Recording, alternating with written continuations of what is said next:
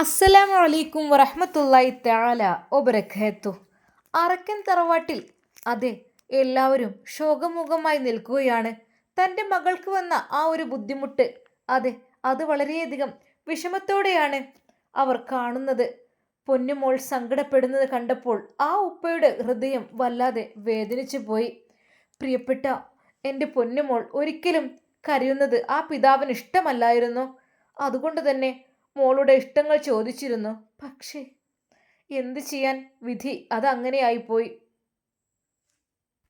എന്നാൽ പൊന്നുമോളെ അതാ അവർ തിരിച്ച് കൊണ്ടാക്കിയ ആ ഒരു രംഗം അത് ഉപ്പാക്ക് ആലോചിക്കാൻ കഴിയുന്നതിലും അപ്പുറമായിരുന്നു. കാരണം തൻ്റെ പ്രിയപ്പെട്ട മകൾ വേദനിക്കുന്നത് അദ്ദേഹത്തിനൊട്ടും ഇഷ്ടമല്ല. എന്നാൽ ഉമ്മ പറഞ്ഞു, പൊന്നുമോളെ എന്നാലും മോള് ചെയ്തത്. പെട്ടെന്ന് ഭാര്യയെ വിളിച്ചു. അതെ, എൻ്റെ മോള് വെറുതെ അങ്ങനെ ചെയ്യില്ല, എന്തെങ്കിലും ഉണ്ടായിട്ടുണ്ടാവും. മോളെ, ഉപ്പാൻ്റെ കുട്ടിയുടെ ഭാഗത്ത് തെറ്റ് പറ്റിയോ? ഉപ്പ, ഇല്ലുപ്പ, ഒരിക്കലുമില്ല. ഞാൻ വളരെയധികം നല്ല രീതിയിൽ തന്നെയാണ് നിന്നത്. പക്ഷേ അവർ തികച്ചും വ്യത്യസ്തമായ രീതിയിലായിരുന്നു എന്നോട് പെരുമാറിയിരുന്നത്. അതെ ഉപ്പ, അവർക്ക് എന്നെ അല്ലായിരുന്നു ആവശ്യം, അവർക്ക് മറ്റൊരു പെണ്ണിനെയായിരുന്നു ആവശ്യം. മകൻക്ക് ഇഷ്ടമില്ലാത്ത ഒരു ബന്ധത്തിനാണ് അവർ ഏൽക്കൂട്ടിയത്. ഒരിക്കലും ജസീറിന് ഈ ബന്ധം അല്ലായിരുന്നത്രേ ആഗ്രഹം, അവർക്ക് വേറൊരു ബന്ധമുണ്ടത്രേ. മോളെ, എന്തൊക്കെയാണ് ഈ കേൾക്കുന്നത്? അതെ ഉപ്പ, സത്യമായിട്ടും അങ്ങനെയൊക്കെയാണ്. പൊന്നുമോളുടെ വാക്കുകൾ ഉപ്പ ശ്രദ്ധിച്ചു കേട്ടു. ഓ, അങ്ങനെയാണല്ലേ. എന്നിട്ട്? ഉപ്പ, ഞാൻ ഒരിക്കൽ പോലും അയാൾ ഉപദ്രവിക്കാൻ നിന്നിട്ടില്ല. എൻ്റെ കുട്ടി, അതെ 1-2 പ്രാവശ്യം റിസോർട്ടിലേക്ക് പോവുക എന്നൊക്കെ പറഞ്ഞ് വിളിച്ചിരുന്നല്ലോ. അത്രയൊക്കെ സ്നേഹം ഉണ്ടായിട്ടും നിങ്ങളുടെ ഇടയിൽ എന്താണിപ്പോൾ ശരിക്കും സംഭവിച്ചത്? പ്രിയപ്പെട്ട ഉപ്പ, എന്ത് സംഭവിക്കാൻ, വിവാഹം കഴിഞ്ഞു മുതലേ തന്നെ എൻ്റെ ജീവിതം അതെ ഞാൻ വിചാരിച്ച രീതിയിലായിരുന്നില്ല ഉപ്പ. സത്യമായിട്ടും എൻ്റെ പ്രിയപ്പെട്ട ഉപ്പ എന്നെ കേൾക്കുവാൻ ഉണ്ടായതുകൊണ്ട് എനിക്ക് വലിയ ആശ്വാസമുണ്ട്. കാരണം എൻ്റെ ഉപ്പ, എൻ്റെ ജീവിതം വളരെയധികം മോശമായിരുന്നു ഉപ്പ. ഒരു ഉപ്പയോട് ഒരു മകൾ പറയാൻ മടിക്കുന്നതിനേക്കാൾ അതെ അത്രക്കും രീതിയിലുള്ള. മോളെ, എൻ്റെ പൊന്നു മോള് എല്ലാം തുറന്നു പറയൂ ഉപ്പയോട്, എല്ലാം തുറന്നു പറയൂ. ഉപ്പ എൻ്റെ പൊന്നു മോൾക്ക് വേണ്ടി എന്ത് ചെയ്യാനും തയ്യാറാണ്. എൻ്റെ പ്രിയപ്പെട്ട ഉപ്പ, എനിക്ക് പറയാനുള്ളത്, അദ്ദേഹം എന്നെ ഒരു ഭാര്യയായി കണക്കാക്കിയിട്ടില്ല. ഒരിക്കൽ പോലും ഒരു ഭാര്യസ്ഥാനം എനിക്ക് തന്നിട്ടിരുന്നില്ല, പ്രത്യേകിച്ച് റൂമിൽ. എൻ്റെ ഉപ്പ, അതൊക്കെയായിരുന്നു ഞങ്ങളുടെ ജീവിതത്തിലെ പ്രശ്നങ്ങൾ. സാരമില്ല മോളെ, എൻ്റെ കുട്ടിക്ക് എന്ത് വേണമെങ്കിലും ഉപ്പ ഉള്ളിടത്തോളം കാലം ഉപ്പാൻ്റെ കുട്ടി പേടിക്കണ്ട. ഉപ്പയുടെ കുട്ടിയുടെ ഭാഗത്ത് തെറ്റൊന്നും പറ്റിയിട്ടില്ലല്ലോ. ഇല്ല ഉപ്പ, ആരോട് വേണമെങ്കിലും ചോദിച്ചോളൂ, എൻ്റെ ഭാഗത്ത് തെറ്റില്ല ഉപ്പ. അതങ്ങനെ പറഞ്ഞ് കെട്ടിച്ചമച്ചതാണ്. ആ പ്രിയപ്പെട്ട പൊന്നുമോളുടെ വേദനിക്കുന്ന ആ ഒരു വാക്കുകൾ ഉപ്പയുടെ മനസ്സിലും എന്തൊക്കെയോ സംശയമുളവാക്കി. ഉപ്പാൻ്റെ കുട്ടിക്ക് ഇഷ്ടമല്ലെങ്കിൽ ഇപ്പോൾ പോകണ്ട കേട്ടോ. അതല്ല, നിനക്ക് അവൻ്റെ കൂടെ ജീവിക്കാൻ ഇഷ്ടമാണെങ്കിൽ പോവുകയും ചെയ്തോ. ഉപ്പ, വേണ്ടുപ്പ, ഒരിക്കൽ പോലും ഞാൻ ആഗ്രഹിക്കുന്നില്ലപ്പ അങ്ങനെ ഒരു ജീവിതം. സത്യമായിട്ടും.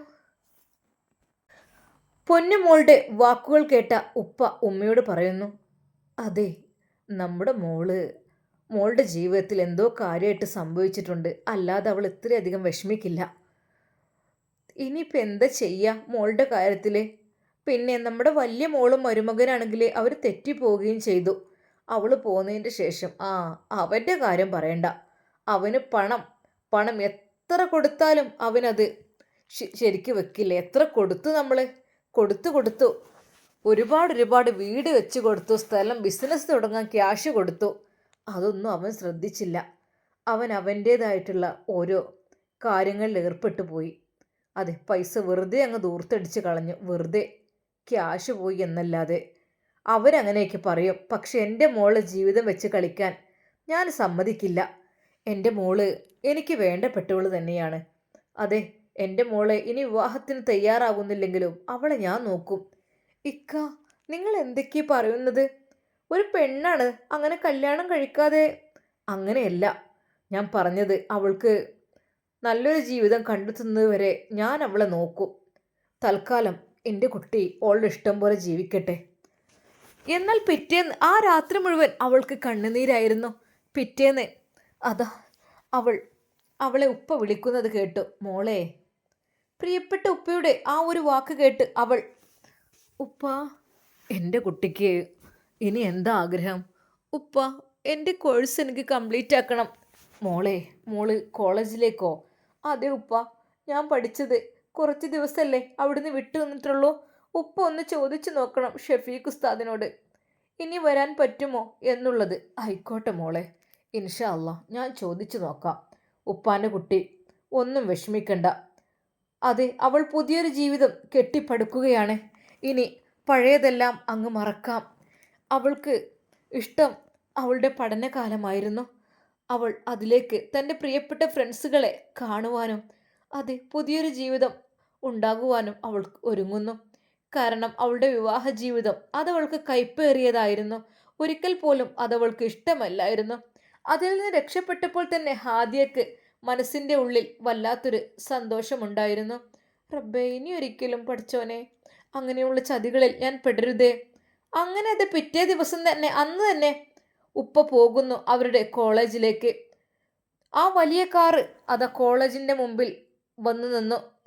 ആ, അതിപ്പോ ആ അറക്കക്കാര കാറല്ലത്. ഷഫീഖ് ഉസ്താദ് അങ്ങോട്ട് വന്നു. ആ, അസ്സലാമലൈക്കും. വലൈക്കും അസ്സലാം. അല്ല, ആരത്? മാഷാ അല്ലാ, കേറി ഇരിക്കി. എന്തൊക്കെയുണ്ട്? അൽഹംദുലില്ലാ, സുഖം. അതേ, നമുക്കൊരു അഡ്മിഷൻ വേണം. അഡ്മിഷനോ? ആർക്ക്? ഇനി അവിടെ നിങ്ങൾക്ക് കുട്ടികളില്ലല്ലോ. ഉള്ള കുട്ടികൾ കെട്ടിച്ചു പോയില്ലേ? അതെ, ഞമ്മക്ക് ഒരു അഡ്മിഷൻ കൂടി വേണം കേട്ടോ. അവർക്ക് കാര്യം മനസ്സിലായില്ല. ആർക്ക് വേണ്ടിയിട്ടാണ്? നമ്മളെ മോൾക്ക് വേണ്ടിയിട്ട് തന്നെ. നമ്മളെ മോൾക്ക് ഉപരിപഠനം തുടരാൻ എൻ്റെ കുട്ടി ആഗ്രഹിക്കുന്നു. അപ്പോൾ അതെങ്ങനെ അവിടുന്ന് ഇത്രയും ദൂരം?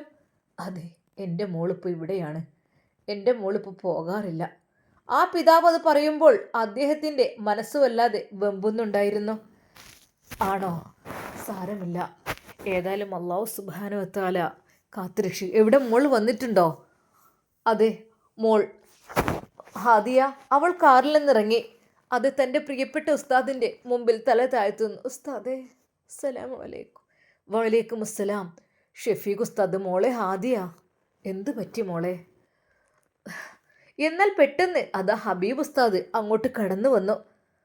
ഹാദിയ, അതെ, അവള് വിവാഹം കഴിഞ്ഞു പോയ കുട്ടിയല്ലേ ഹാദിയ. മോളെ, എന്തൊക്കെ സുഖമല്ലേ? ഉസ്താദേ എന്ന് പറഞ്ഞ് അവൾ പൊട്ടിക്കരയുകയായിരുന്നു. അതെ, കാര്യം എന്തെന്ന് അവർക്ക് പെട്ടെന്ന് പിടികിട്ടിയില്ല. എന്നാൽ ഷഫീഖ് ഉസ്താദ് ഒരു സൂചന നൽകി. അവർക്ക് കാര്യം മനസ്സിലായി. എന്നാൽ ഹാദിയ അവളുടെ ജീവിതം നഷ്ടപ്പെട്ടു എന്നത് ആലോചിച്ചപ്പോൾ അവർക്കെല്ലാവർക്കും വല്ലാത്തൊരു സങ്കടമായിരുന്നു ആയിരുന്നത്. ഹാദിയ, ക്ലാസ്സിൽ കയറിക്കോ ഇന്ന് തന്നെ. അങ്ങനെ അതാ അന്ന് തന്നെ ഹാദിയ ക്ലാസ്സിലേക്ക് കയറുന്നു. പുസ്തകങ്ങളും ഒന്നും എടുത്തിട്ടില്ല. അതൊക്കെ നമുക്ക് സെറ്റാക്കാം, കയറ്. എന്നാൽ ഹാദിയെ കണ്ടപ്പോൾ എല്ലാ കുട്ടികളും അവളുടെ അരികിലേക്ക്, ഹാദി നീ വീണ്ടും വന്നോ എന്ന് പറഞ്ഞ് വരാൻ തുടങ്ങി. എന്നാൽ ഹബീബ് ഉസ്താദ് പറഞ്ഞു, ഹാദിയെ ഒന്ന് നിങ്ങൾ ഫ്രീ ആയി വിടണം. അവളുടെ മൈൻഡ് ഒന്ന് റെഡിയാകട്ടെ. എന്ത് പറ്റി ഉസ്താദേ?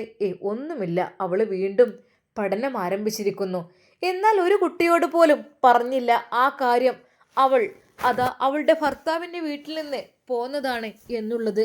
കാരണം അപ്പോൾ ഓരോ കാര്യങ്ങൾ എല്ലാവരും ചോദിച്ചു കൊണ്ടേയിരിക്കും.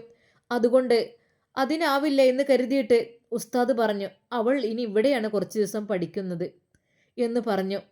കുട്ടികളെല്ലാവരും ഓരോ വിശേഷങ്ങൾ ചോദിച്ചു. അല്ല, ഹസ്ബൻഡിൻ്റെ കൂടെ ജീവിച്ചിട്ട് എങ്ങനെയുണ്ടടി?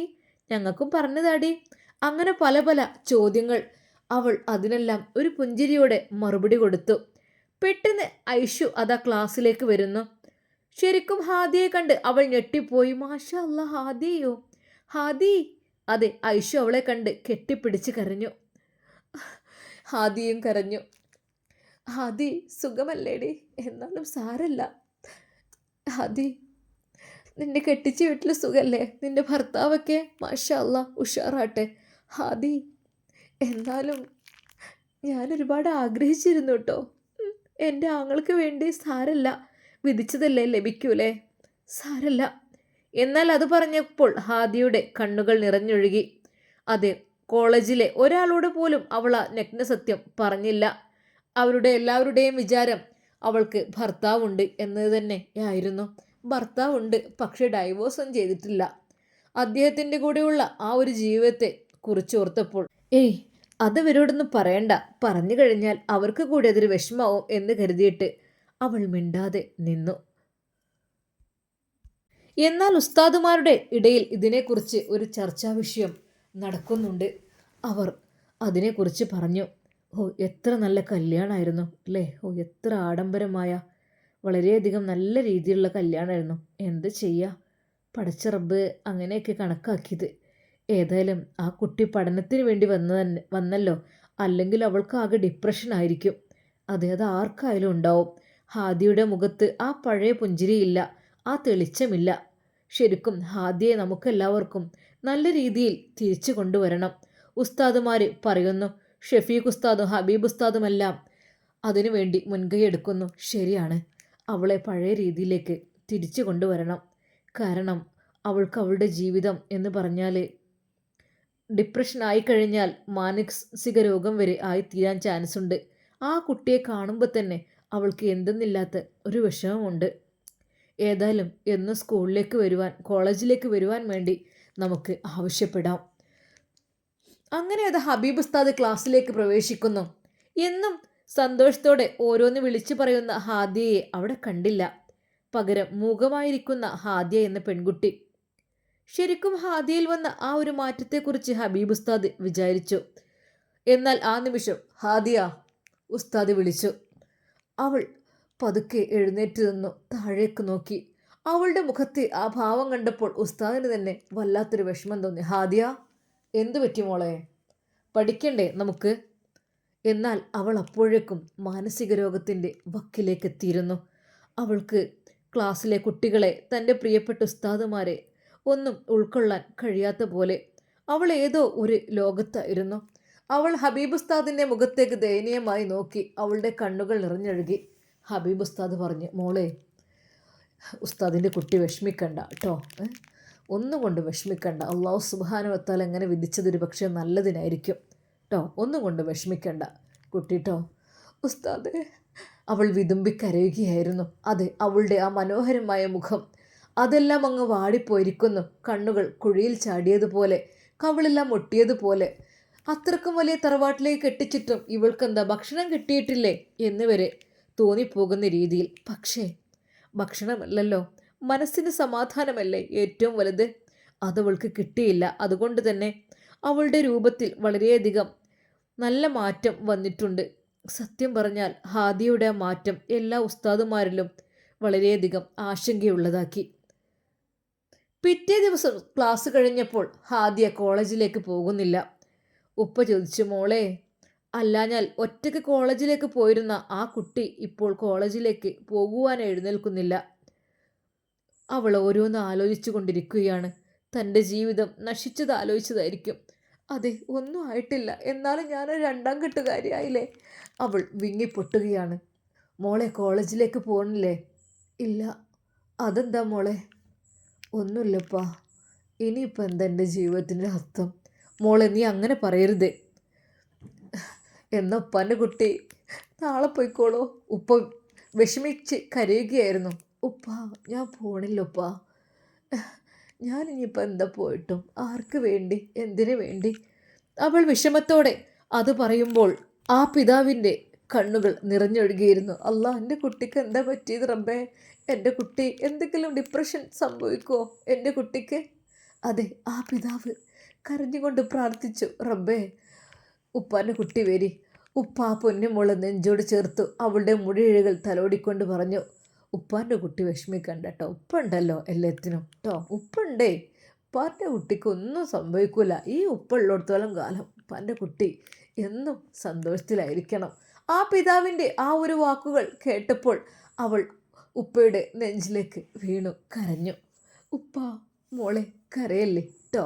ഉപ്പാൻ്റെ കുട്ടി നാളെ പോയാൽ മതി കേട്ടോ. ഇന്ന് പോകാൻ കഴിയണില്ലെങ്കിൽ അങ്ങനെയതാ എങ്ങനെയെങ്കിലും പഴയ ജീവിതത്തിലേക്ക് അവൾ തിരിച്ചെടുക്കണം എന്നുള്ള ആഗ്രഹമായിരുന്നു ഉപ്പാക്ക്. ശരിക്കും അവൾക്ക് ഡിപ്രഷൻ വന്ന് അവളുടെ മുഖം കണ്ടാലറിയാൻ അവൾക്ക് എന്തൊക്കെയോ വിഷമം വന്നിട്ടുണ്ടെന്ന്. ഹാദിയ പഴയ ജീവിതത്തിലേക്ക് തിരിച്ചു വരുമോ? നമുക്ക് കാത്തിരുന്ന് കാണാം. അതുവരേക്കും എല്ലാവർക്കും അസ്സലാമു അലൈക്കും വറഹ്മത്തുള്ളാഹി തആല വബറകാതുഹു.